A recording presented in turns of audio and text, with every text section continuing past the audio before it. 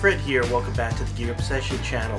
In this episode, I will be reviewing a knife sharpener that can do serrations. It is called the TRI-SEPS, and it's made by Gatco Sharpeners.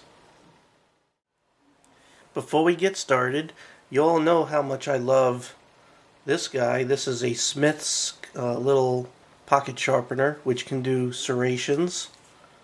It's very small, it could also do regular.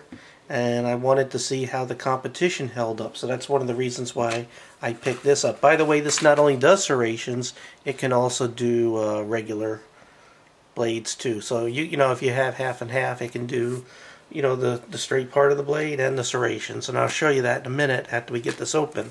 Excuse me.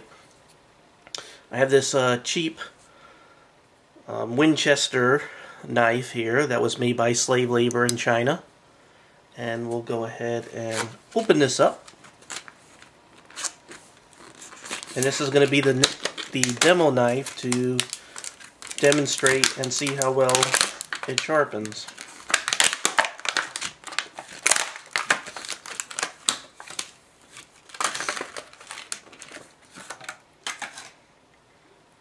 So as you can see, it's pretty small. It's ceramic. I'm going to go ahead and hit the light. I don't know if that's going to help at all, but it's a piece of ceramic that's made with different corners. It's sort of a triangular shape, different corners for different serrations from small, medium, and large. It also has an area in here to do, you know, like fishing hooks and things like that. There's a groove in there. And there's a chain on here, so if you want to wear it as a pendant, be pretty cool, impress your friends. Girls, you can impress your boyfriends with a nice sharpener. And there's, you know, little rubber ends here, so you could sort of put it down at the right angle and hold it and work your knife down and sharpen it. So let's take a look at the instructions here. I didn't want to bore you while I was reading the instructions. So anyway, again, we'll find where the right size is for the serrations. Here's what the serrations look like on this knife. So you can see you have the large one and then you have the two small ones. And it looks like the largest corner is good for the large serration. I'm going to hold this at the right angle. Looks like it right there. As you can see, here's the angle that I'm holding it at. What I'm doing is I just sort of lay the blade and see how it fits. And then I sort of make that straight up and down by changing the angle, and I'll just hold it at this angle. You want to have the chain on the top. And now I'll hold this completely straight up and down and run it down. And it says to do it 20 times. Not going to bore you doing each one 20 times here on camera.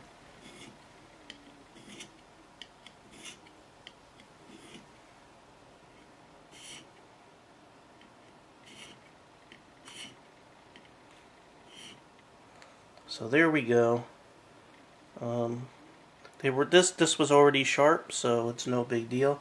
Now, to do the small ones, unfortunately, even the most narrow corner of this is not small enough for these small serrations. So I can't take care of those small serrations. Now, on the Smiths, this rod gets very, very skinny.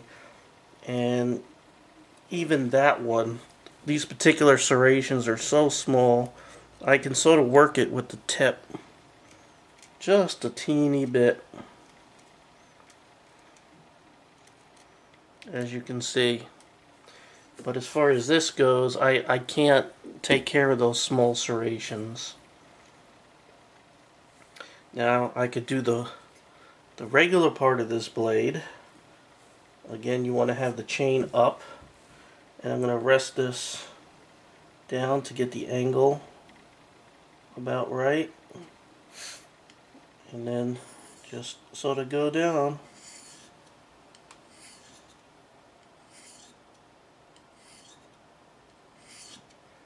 Just do that a couple of times. And the other side,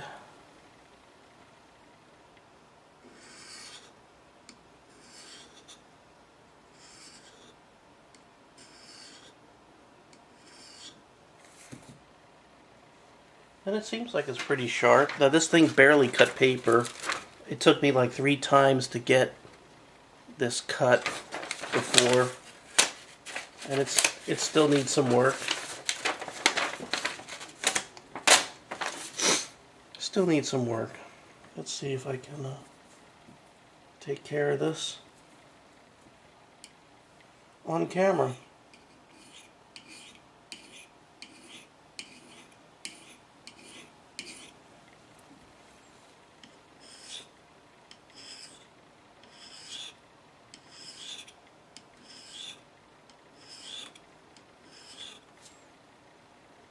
I'm sort of rushing, and I'm not doing this exactly right.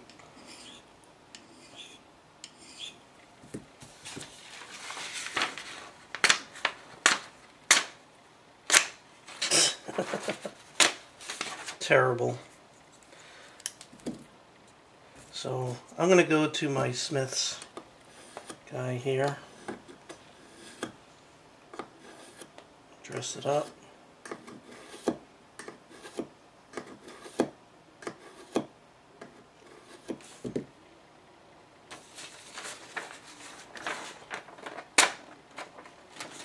That was good. I ran out of corners. There we go. So, I'm not sure if I got that in the camera. So we'll do it again. Look at that. Cuts right. No problem.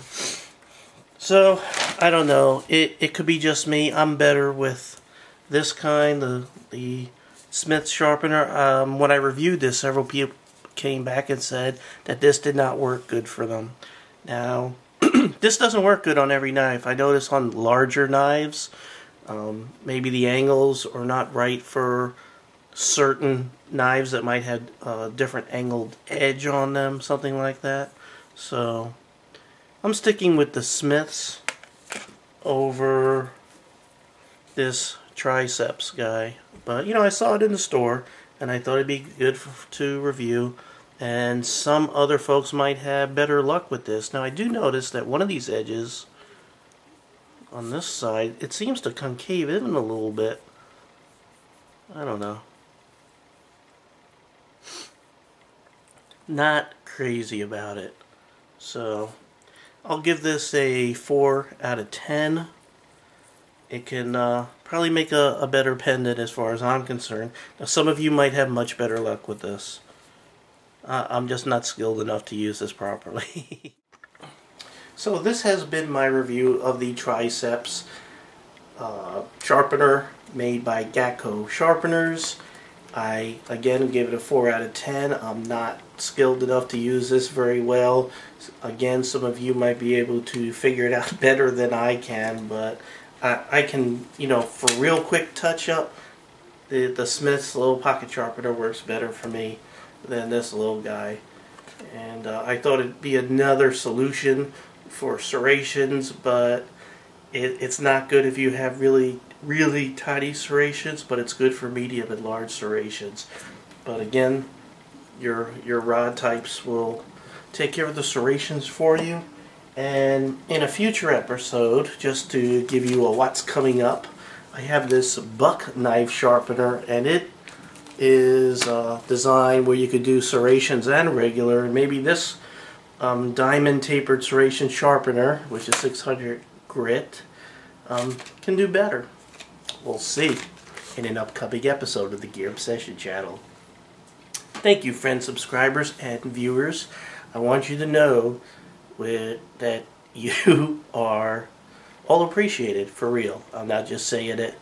I try to be as responsive as possible, and I still try to get 3 videos out every week, and things get pretty busy, and sometimes it gets really hard. A lot of family things going on right now, and here's another fun thing that happened to me this weekend. Hopefully I get enough time to leave this in. One of my cars had a code that said that the oxygen sensor was bad. So I go to my local AutoZone, and I have them. All I know is the light is on in the car. I go up to the AutoZone.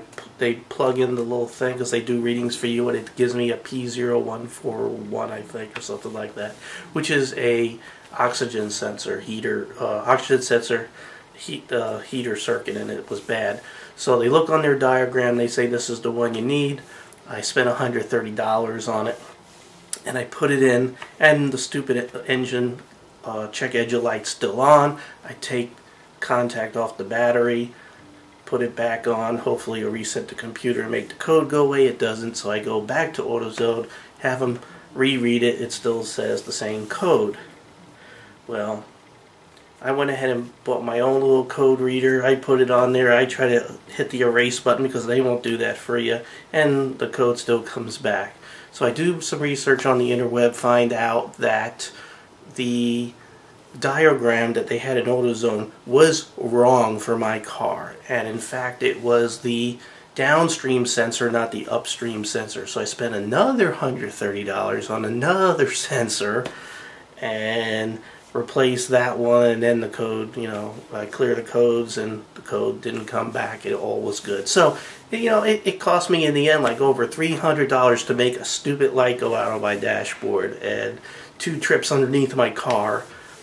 Getting those sensors out of your exhaust system of a car that has 130,000 takes a lot to break those suckers loose. So that's been my weekend plus a lot more. So I just thought I'd go ahead and gripe a little bit here on the end of this video, just to vent, and it makes me feel a little better. And thank you for listening. So again, thank you very much, and I hope you have a great evening. This is your host, Fred Hart, and this is the Gear Up Session channel.